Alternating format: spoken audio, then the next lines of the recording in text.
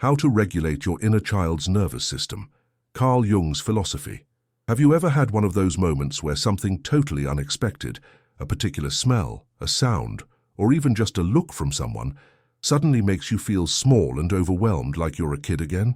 You're going about your day, a capable adult, handling your responsibilities, and then out of nowhere, you're hit with a wave of emotions that feels too big for the situation.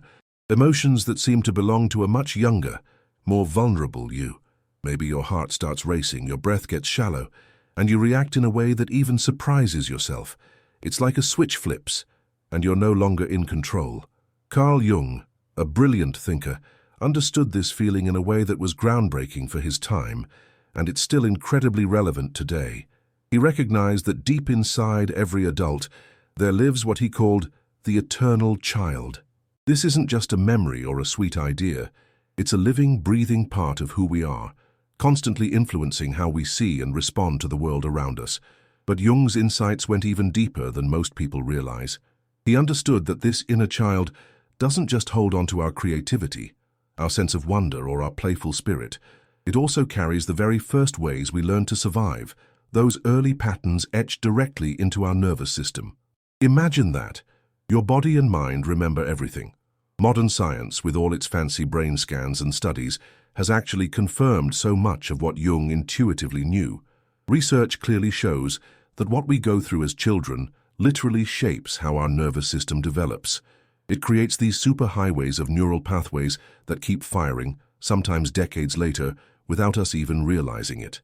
When a child experiences ongoing stress, feels ignored, or goes through something really difficult, their body's alarm system, their autonomic nervous system, learns to stay on high alert. It's constantly scanning for danger, even when everything is perfectly safe in the present moment. What Jung called psychological complexes, those clusters of feelings and reactions that seem to take over, we now understand as trauma responses stored right in our bodies. These aren't just thoughts in your head. They are real physical experiences that impact everything. How fast your heart beats, what hormones your body produces, and even your ability to form close, trusting relationships. It's like your inner child's nervous system, which was designed for survival back then, becomes your adult nervous system, carrying forward patterns that once kept you safe, but now, ironically, create suffering and distress. If you've ever wondered why you feel anxious for no clear reason, why a small criticism can feel like a huge attack, why it's so hard to calm down once you're upset, or why certain situations trigger reactions that feel much bigger than they should, then truly understanding Jung's approach to nervous system regulation could be a game changer. It could completely transform how you relate to your own emotions and physical sensations. Before we dive into these profound ideas that have genuinely helped thousands of people learn to work with their nervous system, instead of constantly fighting against it, make sure you hit that subscribe button and turn on notifications if you appreciate deep, practical wisdom that actually helps you live better. This channel is all about exploring truths that can truly change your inner world. Now let's explore what Carl Jung understood about the incredible connection between your inner child and your nervous system, and how this understanding can become the key to finally feeling safe, calm, and truly at home in your own body. Jung's revolutionary thinking about the inner child actually starts with his understanding of something he called archetypal inheritance. It's a bit of a fancy term, but what it means is simple and powerful. He believed we don't just get our physical looks or tendencies from our parents, we also inherit their psychological patterns, the unresolved hurts and difficulties they carried, and even the way their nervous systems adapted to their own lives. Think about that for a second. This means your inner child might be carrying not just your childhood experiences, but also the unspoken fears and survival strategies of your grandparents, or even your great-grandparents. This incredible concept, which Jung called the collective unconscious, takes on a whole new depth when we look at it through the lens of modern nervous system science. We now know, for example, that the effects of trauma can literally be passed down through generations, not just through stories, but epigenetically. This means it can actually change how your genes express themselves, affecting how your nervous system develops and how it reacts to stress. So that feeling of hyper-alertness, that constant scanning for danger your inner child experiences, might not just be from your own life. It could be rooted in your grandmother's experiences during a war or your great-grandfather's struggle with poverty. It's mind-boggling, but it makes so much sense when you think about why some feelings feel so deeply ingrained. Jung observed that these inherited patterns create what he called autonomous complexes. These are like little independent clusters of thoughts, feelings, and physical reactions that seem to have a life of their own. When your inner child's nervous system gets triggered, it's not just reacting to what's happening right now. It's responding to layers upon layers of experiences that stretch far beyond what your conscious mind can remember or understand. It's like an echo from the past, sometimes a very distant past playing out in the present. The crucial insight that changes everything, the one that really transforms how we approach healing, is this. Your inner child's nervous system developed in relationship, and it can only truly heal in relationship. Now, this doesn't necessarily mean you need other people to heal, although supportive relationships are incredibly helpful and healing. What it means in Jung's profound sense is that you need to develop a conscious, caring relationship with your own unconscious, with that inner child. You need to learn to be the calm, understanding, and attuned presence that your inner child might never have received when they were actually little. You become the loving, protective adult they always needed. Jung's method of active imagination offers a powerful and gentle way to regulate your nervous system. Active imagination is all about consciously engaging with those autonomous complexes, those triggered parts of your psyche. It's about offering them the attention, the curiosity, and the understanding they've been desperately seeking. When we apply this to nervous system work, it means learning to have a conversation with your triggered states, rather than trying to push them away or make them disappear. Instead of fighting your anxiety, for example, you might gently ask it, "What are you trying to protect me from right now?" Instead of judging your anger, you might explore what boundary it's trying to establish for you. Instead of trying to suppress your sadness, you might quietly listen to what loss it's trying to process within you. This compassionate approach transforms nervous system symptoms from enemies that need to be conquered into wise messengers that need to be heard and understood. They're not there to harm you. They're trying to tell you something important. Jung discovered that the inner child's nervous system doesn't really speak in logical words and reasoned arguments. It speaks in a language of symbols, physical sensations, and images. This is why traditional talk therapy, while incredibly valuable for many things, sometimes falls short when it comes to creating lasting change in deep nervous system patterns. The inner child communicates through how your body feels, through immediate emotional reactions, and through what Jung called feeling-toned complexes, those powerful emotional experiences that operate below the level of conscious thought. Learning to understand and speak this symbolic language is absolutely essential for anyone who wants to truly regulate their inner child's nervous system. So when you notice that familiar tension in your shoulders, instead of just trying to relax them away, you might gently ask, "What burden are my shoulders carrying?" When you feel a tightness in your chest, rather than trying to just breathe it away, you might quietly explore what your heart is trying to protect or shield. When you experience that unsettling, sinking feeling in your stomach, instead of ignoring it, you might listen to what your intuition, your gut feeling, is trying to communicate to you. These sensations are not random, they are rich with meaning. The practice of what Jung called holding the tension of opposites becomes incredibly important for nervous system regulation. Most of us, when we feel uncomfortable sensations or emotions, naturally try to get rid of them as quickly as possible. We want the discomfort to vanish, but Jung understood that true healing doesn't happen through elimination, it happens through integration. This means learning to create space within yourself for both your feelings of activation, like anxiety or restlessness, and your feelings of calm. It means being able to hold both your fear and your courage, both your vulnerability and your strength, all at the same time, without needing to immediately resolve them. This incredible capacity to contain seemingly contradictory experiences, to simply be with them without trying to instantly fix or dismiss them, is what actually allows the nervous system to finally release stored trauma and to develop new, healthier patterns of response. When you can stay present with your inner child's activation, that feeling of being triggered or overwhelmed, without immediately trying to change it, your nervous system begins to complete cycles of healing that may have been interrupted years or even decades ago. It's like finally giving your body permission to finish a process it started long ago. Jung's understanding of what he called the transcendent function offers us a beautiful insight into how nervous system healing actually unfolds. The transcendent function emerges when our conscious awareness, our adult self, meets our unconscious content, those inner child parts and old patterns, in a way that creates something entirely new. In terms of your nervous system, this happens when your adult self can stay present with your inner child's triggered state for long enough, with enough compassion and understanding, that a natural integration can occur. This process can't be rushed or forced. Jung observed that our psyche, our deepest self, has its own profound wisdom about the right timing and readiness for healing. Your inner child's nervous system will only begin to relax and trust when it truly believes that your adult consciousness won't abandon it during difficult moments. This precious trust develops through consistency.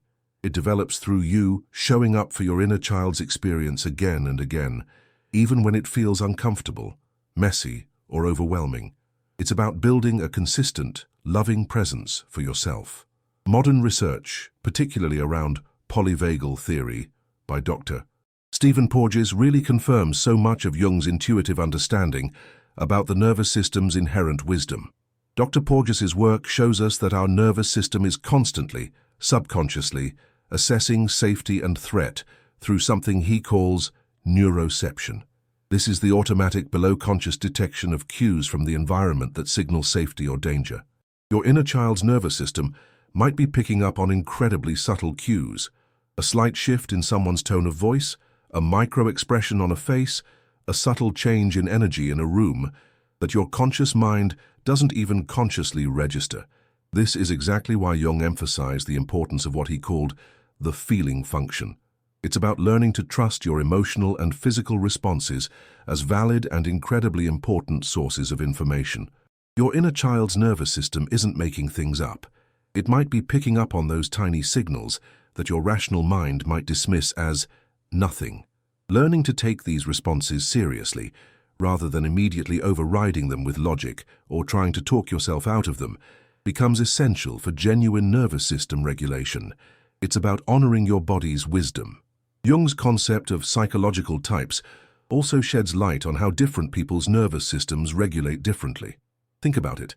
Some of us are naturally more sensitive to all sorts of environmental stimuli, bright lights, loud noises, busy crowds, while others are more robust and can handle a lot more input. Some people process emotions deeply within themselves before they express them, while others need to talk things out, to verbalize their experience to make sense of it. Understanding your own inner child's unique nervous system constitution, its particular sensitivities and needs, helps you provide the specific type of loving regulation it truly needs.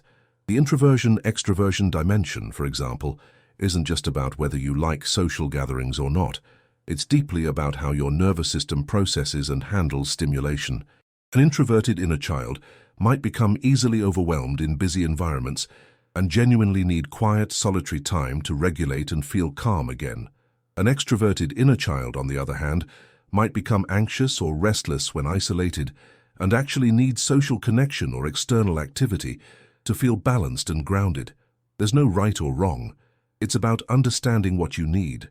Jung's emphasis on the importance of ritual and symbolism provides incredibly practical tools for nervous system regulation. The inner child responds powerfully to symbolic acts that communicate safety, care, and consistent attention. This might involve creating comforting bedtime rituals that gently signal to your nervous system that it's safe to rest and let go. Or perhaps morning practices that help you transition smoothly from sleep to wakefulness. It could also involve using transitional objects, a soft blanket, a special stone, a comforting scent, that provide a sense of physical comfort and safety during stressful situations. These aren't childish indulgences. They are actually very sophisticated and effective interventions that work with your nervous system's natural symbolic processing rather than against it. Jung deeply understood that our psyche responds to meaning just as much, if not more, than it responds to pure mechanism. A simple candle lit with genuine intention and a quiet moment of reflection can often be more deeply regulating than a breathing technique performed mechanically, without any heart or meaning behind it. It's about connecting with something deeper. The physical or somatic dimension of Jung's work, while not as explicitly detailed as in modern trauma therapy, was clearly present in his profound understanding of how psychological content manifests in the body. He observed that our complexes, those clusters of emotional energy, don't just influence our thoughts and feelings, they create specific patterns of physical tension, affect how we breathe, and even how we move. Jung's concept of somatic markers, which are essentially emotional memories stored in the body, truly anticipated much of what we now understand about trauma and how it lives in the nervous system. He recognized that true healing requires working with these somatic markers directly, not just through talking or verbal processing. This might involve gentle movement practices that help your body discharge stored activation and tension. It could be breathing techniques that consciously activate your parasympathetic nervous system, the rest and digest system, bringing a sense of calm. Or it might involve gentle, comforting touch practices that provide the physical safety and reassurance your inner child might never have received. Our bodies hold so much wisdom and so much potential for healing. The practice of what Jung called circumambulation, literally walking around a problem rather than trying to solve it head-on, offers a beautiful and powerful metaphor for nervous system regulation. Instead of directly trying to eliminate anxiety, depression, or other uncomfortable symptoms, circumambulation involves developing a gentle, curious relationship with these states.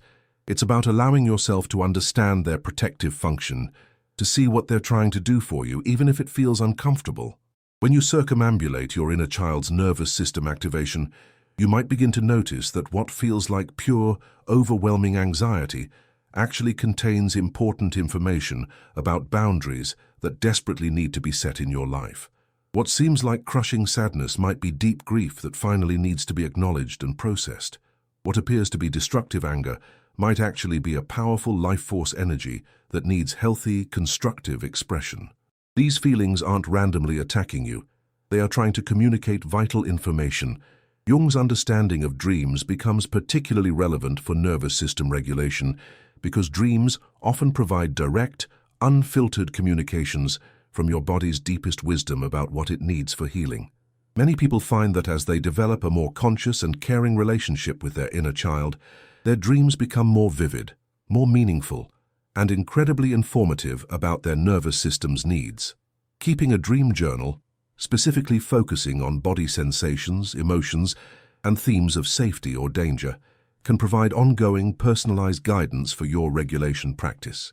Jung emphasized that dream work shouldn't become another stressful obligation, but rather a gentle, playful way of staying attuned to the deeper movements of your psyche and your nervous system. The creative dimension of Jung's approach offers natural and joyful pathways for nervous system regulation that often don't even feel like therapeutic work. He observed that creative expression provides direct access to our unconscious feelings and experiences, completely bypassing the rational mind's tendency to control, analyze, or judge everything.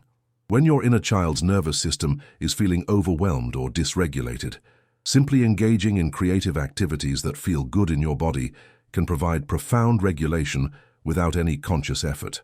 This might involve drawing, painting, singing, dancing, writing stories or poems, or any form of expression that allows your inner child's authentic, natural energy to flow freely. The key is to approach creativity as play rather than performance. It's about offering your nervous system opportunities for spontaneous expression and sheer joy that may have been severely limited or suppressed in your actual childhood. It's about rediscovering that innate spark. Jung's grand concept of individuation provides the larger, overarching framework within which all nervous system regulation truly occurs. Individuation isn't just about personal growth in a superficial sense.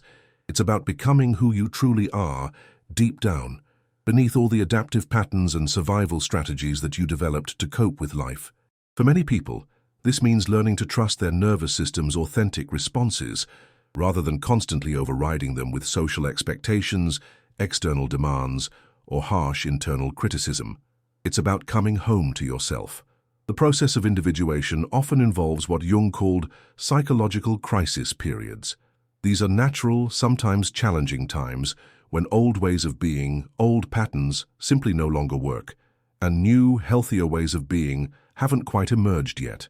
During these transitions, nervous system dysregulation is not only common, it can even be a necessary part of the process. Understanding these periods as natural parts of human development rather than seeing them as signs of pathology or something being wrong with you, can help you navigate them with so much more patience, self-compassion, and understanding. Jung's profound emphasis on the importance of meaning in psychological healing translates directly to nervous system work. Your inner child's nervous system isn't just reacting to immediate triggers or stressors, it's also responding to deeper, more existential questions about belonging, purpose, and significance in your life. Regulation practices that genuinely connect you to a sense of meaning and purpose are often far more sustainable and effective than those that focus only on simply managing symptoms. This might involve spending quiet time in nature, engaging in acts of service to others, pursuing creative projects that feel personally meaningful and fulfilling, or participating in spiritual or religious practices that connect you to something much larger than your individual concerns.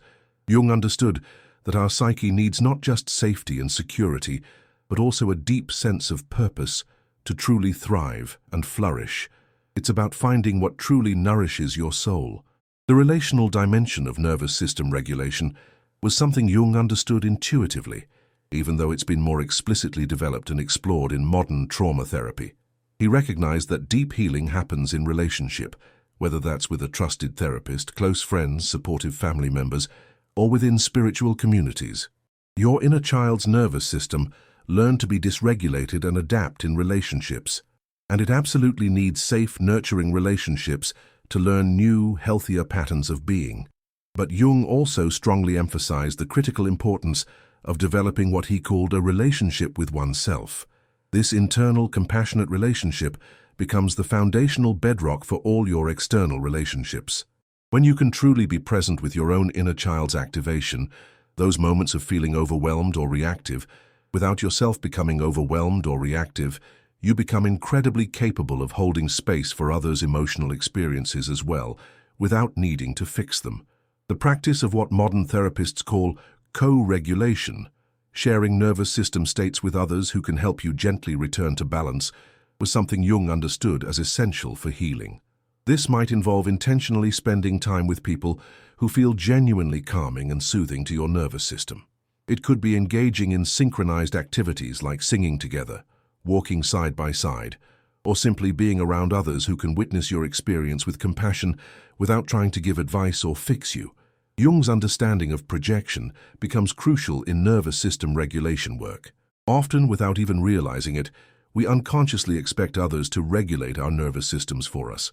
We might become overly dependent on their moods, their approval, or their constant presence for our own sense of stability and calm. Learning to recognize these projections, understanding that you're projecting your own needs onto others, and taking responsibility for your own regulation is absolutely essential for developing genuine autonomy and inner strength. This doesn't mean you need to become completely self-sufficient and never rely on anyone, which would actually be another form of dysregulation and isolation. Instead, it means developing the capacity to provide primary regulation to your own inner child, while also being able to graciously receive support and care from others when you genuinely need it. It's a beautiful balance of self-reliance and healthy interdependence. The seasonal and cyclical nature of nervous system healing was something Jung observed throughout his extensive work with patients. There will be natural periods when your inner child's nervous system may be more activated, more sensitive, and genuinely need extra care and gentle attention. And then there will be other periods when it feels more settled, more resilient, and more integrated. Learning to recognize and honor these natural rhythms, just like the seasons of nature, and adjusting your regulation practices accordingly can prevent so much frustration that comes from expecting constant, linear progress. Healing isn't a straight line. Jung's concept of psychological seasons suggests that just as nature has its cycles of intense growth and quiet dormancy, our psyche has its own cycles of expansion and integration. During phases of expansion, you might feel more capable of exploring challenging material and trying new regulation techniques. During integration phases, you might genuinely need more rest, more routine, and simply a gentle, consistent maintenance of the progress you've already made. It's about honoring your body's and mind's natural ebb and flow. The spiritual dimension of nervous system regulation was truly central to Jung's profound understanding. Although he approached spirituality from a psychological rather than a strictly religious perspective, He observed that many nervous system symptoms, what we might call anxiety or depression, sometimes reflect what he called spiritual emergencies, intense moments when the psyche is actually trying to evolve and grow beyond its current limitations. This perspective completely transforms nervous system activation from something wrong or a pathology into a potential gateway to deeper growth and transformation. When your inner child's nervous system becomes dysregulated, it might not just be responding to old unresolved trauma. It might also be responding to new possibilities and potentials that are trying desperately to emerge within you. This doesn't mean that all anxiety or depression is a spiritual awakening, of course, but it certainly suggests that some forms of nervous system activation serve the vital process of profound psychological and spiritual development. It's about listening to the deeper call. Jung's understanding of what he called the religious function of the psyche relates to the fundamental human need for experiences of deep meaning, transcendence, and a felt connection to something much larger than individual concerns. Many people find that as they gently learn to regulate their inner child's nervous system, they naturally become more open and receptive to experiences of profound beauty, awe, wonder, and spiritual connection that may have been suppressed or frozen along with their emotional wounds. It's like the world opens up again. The integration of nervous system regulation with daily life requires what Jung called practical wisdom. This is the incredibly valuable ability to apply deep psychological insights in ordinary, everyday circumstances. This might mean recognizing when your inner child's nervous system is becoming activated during a work meeting and taking subtle, discreet steps to provide grounding for yourself, like a few slow, conscious breaths or gently pressing your feet into the floor. Or it might mean noticing when certain relationships consistently dysregulate your nervous system and gently but firmly adjusting your boundaries accordingly. Jung strongly emphasized that genuine healing doesn't require perfect circumstances, unlimited time for self-care, or a stress-free environment. It requires developing a deep sensitivity to your inner child's needs and then finding creative, compassionate ways to meet those needs within the very real constraints of adult responsibilities. Sometimes, profound regulation happens through micro-practices that take only moments but provide exactly what your nervous system needs in that particular situation. It's about tuning in and being responsive. The community aspect of nervous system healing beautifully reflects Jung's understanding that individual healing ultimately serves collective healing. When you learn to regulate your own inner child's nervous system, you naturally become more capable of helping others feel safe, seen, and calm around you. You also become less likely to unconsciously dysregulate others through your own unprocessed activation. It's a ripple effect of healing. Jung believed that this kind of deep individual work genuinely contributes to what he called the healing of the collective. As more people learn to work consciously and kindly with their nervous systems, rather than unconsciously acting out their unresolved activation, the overall emotional climate of families, workplaces, and entire communities profoundly improves. We become agents of peace and calm. The immense patience required for nervous system healing absolutely cannot be overstated. Jung observed that psychological healing follows organic, natural rhythms that simply cannot be forced or hurried. Your inner child's nervous system may have spent decades learning to be hypervigilant, to be on guard, and it takes time, often a significant amount of time, to slowly build the trust necessary for deep relaxation and genuine regulation. This essential patience extends to accepting that some days your regulation practices will feel incredibly effective and helpful, and other days they just won't seem to work at all. Some periods will bring noticeable, exciting progress, while others will require simply maintaining your gentle commitment to showing up for your inner child, even when dramatic change isn't immediately apparent. It's about the long game of loving presence. Jung's concept of chronic anxiety as potentially serving psychological development offers a profoundly different perspective on persistent nervous system symptoms. While acute, sudden anxiety signals immediate danger, chronic, ongoing anxiety may actually indicate that your psyche is trying to process something important that hasn't been consciously acknowledged or understood yet. Your inner child's nervous system might be holding crucial information that your adult consciousness isn't quite ready to face directly. Working with chronic activation requires what Jung called active patience. This means remaining genuinely curious about what your nervous system is trying to communicate to you, while also taking practical, compassionate steps to provide comfort, stability, and a sense of safety. This might involve seeking therapy, exploring bodywork, engaging in creative expression, deepening a spiritual practice, or simply prioritizing more rest and routine until you feel ready and resourced enough to explore the deeper, underlying material. The transformation that emerges from successful nervous system regulation is often subtle, gentle, but incredibly profound. Instead of dramatic, sudden personality changes, you may begin to notice an increased resilience in challenging situations, a greater capacity for genuine intimacy and vulnerability in your relationships, enhanced creativity and spontaneity in your life, and a general pervasive sense of feeling much more at home and comfortable in your own body. Jung understood this transformation not as the creation of something entirely new, but as a beautiful return to your authentic, true nature. Your inner child's regulated nervous system allows access to capacities and qualities that were always present within you, but had been suppressed, frozen, or overshadowed by survival responses. Joy, genuine curiosity, deep trust, and vibrant creative expression naturally emerge when your nervous system feels truly safe and secure. It's like blooming. For those who feel overwhelmed by the prospect of nervous system healing, Jung's message is one of profound, unwavering hope. The deep regulation you're seeking doesn't require you to become a completely different person.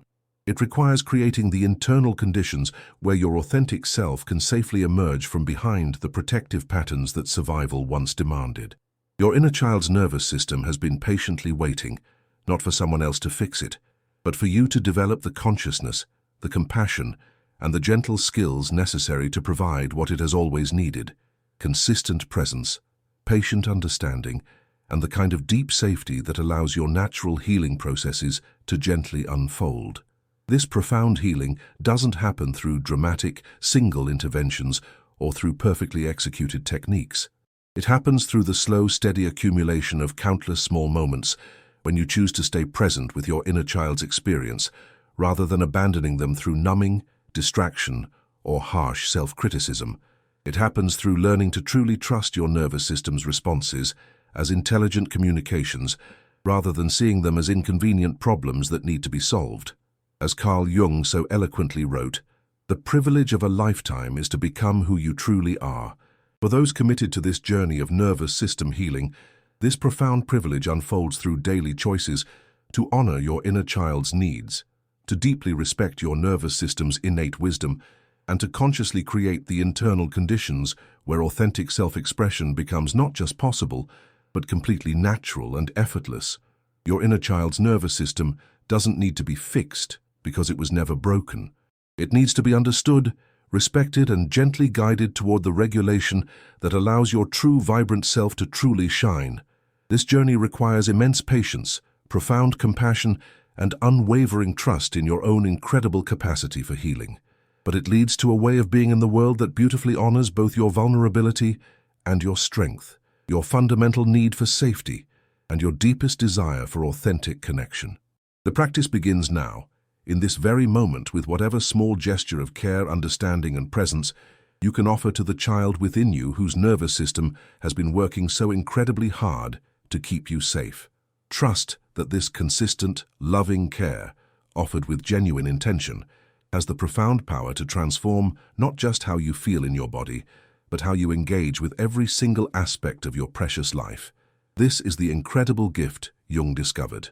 When you finally learn to work with your nervous system, rather than constantly battling against it, you become capable of living with an authenticity and an aliveness that once seemed utterly impossible when you were at war with your own natural, intelligent responses.